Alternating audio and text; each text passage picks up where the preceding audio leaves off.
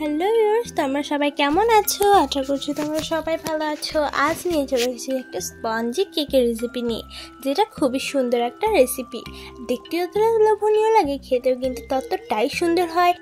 এই কেকটা বানানো কিন্তু খুবই সহজ, তাই শুরু থেকে শেষ পর্যন্ত দেখার অনুরোধ রইল।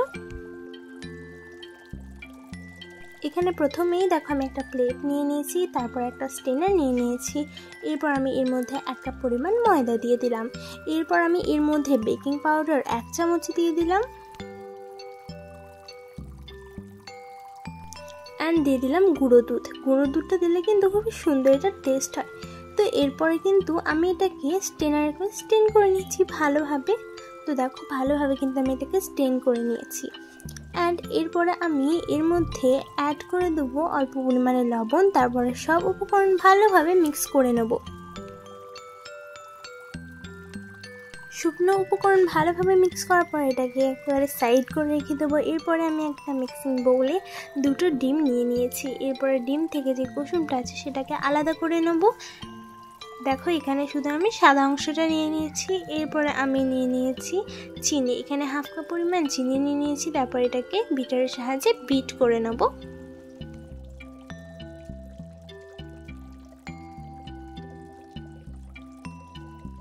একেবারে সুন্দরভাবে দেখো কিন্তু আমি বিটারের করে বিট করে নিয়েছি। এটা দেখো খুব সুন্দরভাবে আমি বিটারে করে বিট করে নিয়েছি। কিছুক্ষণ বিটারে করে বিট করার পর দেখো এটা ফোমের মতো হয়ে গেছে, কতটা সুন্দর হয়েছে দেখো। এরপরে কিন্তু আমি 2টা কুসুমটা অ্যাড করে দেবো। এরপর এটাকে পুনরায় বিটারের সাহায্যে বিট করে নেব।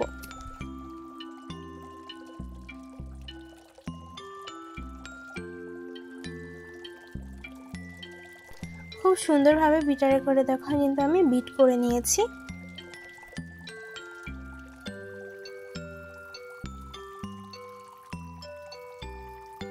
এটা আমার বিট করা হয়ে গেছে। এরপর আমি এর মধ্যে অ্যাড করে দেবো তেল। তো এখানে আমি দেখো প্রায় 3 চামচ পরিমাণ তেল নিয়েছি। এরপর এটাকে সুন্দরভাবে মিক্স করে নেব। এরপর আমি এর মধ্যে ভ্যানিলা এসেন্স দিয়ে দিলাম প্রায় 1 চামচ। ভ্যানিলা এসেন্স দিলে কি হয় জানো, এটার স্বাদ আর সুগন্ধ দারুণ আসে।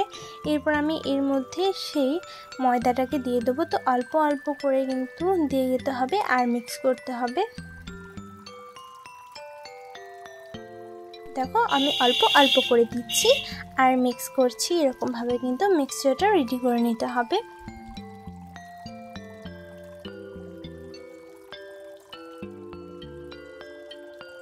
আর ব্যাটারটা আমি যেরকম বানিয়েছি ঠিক সেরকমই বানিয়ে নিতে হবে। তো দেখো মিক্স করতে করতে কিন্তু আমার ব্যাটার রেডি। এরপর অল্প পরিমাণে জলও এর মধ্যে অ্যাড করে দিলাম, একেবারে দুধ ছাড়াই। দেখলে তো বন্ধুরা আমি খুব সুন্দরভাবে দুধ ছাড়াই এই কেকটা তৈরি করলাম।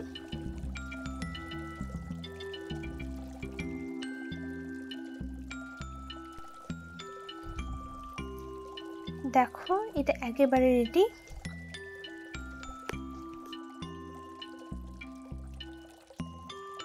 এরপরে বোল সাইডে করে নিলাম। এরপরে আমি এখানে নিয়ে নিয়েছি একটা বোল। এরপরে ময়দা দিয়ে কিন্তু এটাকে কোটিং করে নেব ভালোভাবে।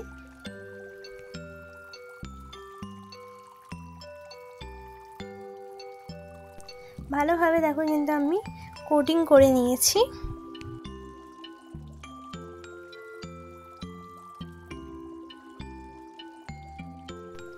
এন্ড আমি এর মধ্যে সেই ব্যাটারটাকে দিয়ে দেবো। তো ধীরে ধীরে কিন্তু ব্যাটারটাকে আমি ঢেলে দিলাম।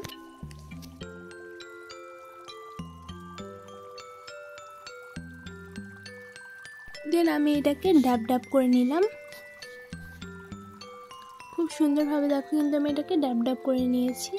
এরপরে গ্যাস ওভেনে একটা কড়াই চাপিয়ে এর মধ্যে দিয়ে দিয়েছি বালি। অ্যান্ড এর মধ্যে আমি একটা স্ট্যান্ড বসিয়ে দিয়েছি। স্ট্যান্ডের ওপরেই কিন্তু আমি মোলটাকে বসিয়ে দিলাম। এরপরে আমি এটাকে ঢাকা দিয়ে দিলাম। এরপরে এই কেকটাকে আমি 35 মিনিট বেক করে নেব। 35 মিনিট আমি এটাকে বেক করে নিয়েছি এবং এটা আমি যখন খুলে দেখলাম তখন দারুণভাবে ফুলেছিল, মানে এতটা পরিমাণ স্পঞ্জি হয়েছিল আমি তোমাদেরকে বলে বোঝাতে পারবো না।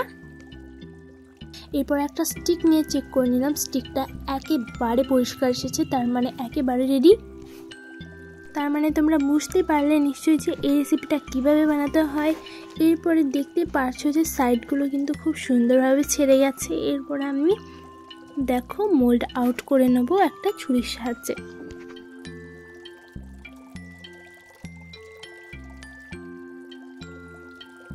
এরপরে আমি নিয়ে নিয়েছি একটা প্লেট, এটাকে উল্টে হালকা হাত দিয়ে প্রেস করলেই কিন্তু খুব সুন্দরভাবে উঠে যায়। দেখতেই পারছো যে কতটা পরিমাণ সুন্দর হয়েছে এটা।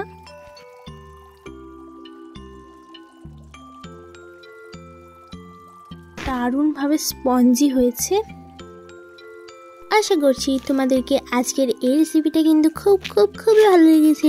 যদি ভালো লেগে থাকে তাহলে ভিডিওটাকে একটা লাইক করে দেবে, কমেন্ট করে দেবে এবং পাশে দেখে একটা সাবস্ক্রাইবারের বাটন আছে সেটা অবশ্যই ক্লিক করে বেল আইকনটা অবশ্যই ক্লিক করে দেবে নিত্য নতুন ভিডিও সর্বপ্রথম পাওয়ার জন্য। আবার দেখা হচ্ছে পরের ভিডিওটাতে। তো এখনকার জন্য টাটা, বাই বাই। সবাই ভালো থাকবে, সুস্থ থাকবে আর নিজের খেয়াল রাখবে। আর অবশ্যই কিন্তু এই কেকের রেসিপিটা ট্রাই করে দেখবে আর আমাকে কমেন্ট বক্সে জানাতে ভুলবে না যেটা তোমাদেরকে কেমন লেগেছে।